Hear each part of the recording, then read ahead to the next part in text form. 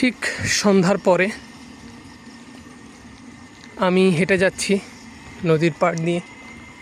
আমার ঠিক বাম সাইডে কিন্তু ভৈরব নদী। আমাদের এই বাগেরহাট শহরটা খুব শুনশান এবং নিরিবিলি। দিনের বেলায় হালকা একটু কোলাহল থাকলেও রাতের বেলা কিন্তু পুরাই শুনশান হয়ে যায়। মাত্রই সন্ধ্যা হয়েছে, 7:30 বাজে নাই, এখনও 6-7টার মতো বাজে। তো এই সময়টায় কিন্তু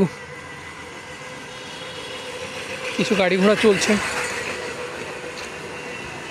এই যে লাইট, এই যে এখানে কিন্তু সুন্দর একটা বাড়ি দেখেন।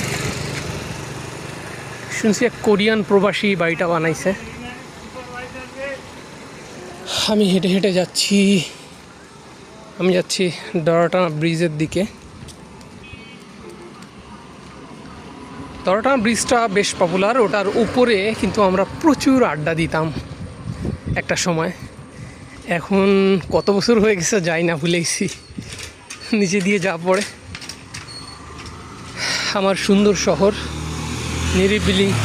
কারণ বাগেরহাটের জনসংখ্যা কিন্তু খুবই কম, আয়তন অনুযায়ী খুবই জনসংখ্যা কম।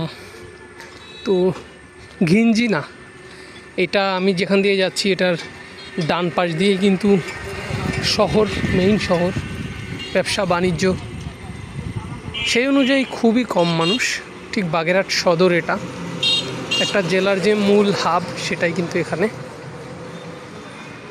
নিরিবিলি, গ্রাম্য মানুষরা কিন্তু এই দোকানগুলোতে এসে চায়ের আড্ডা দেয়।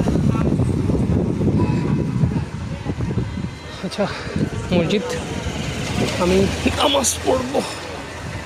আচ্ছা, জামে মসজিদ, এই যে দড়াটানা জামে মসজিদ, নামাজ পড়তে হবে।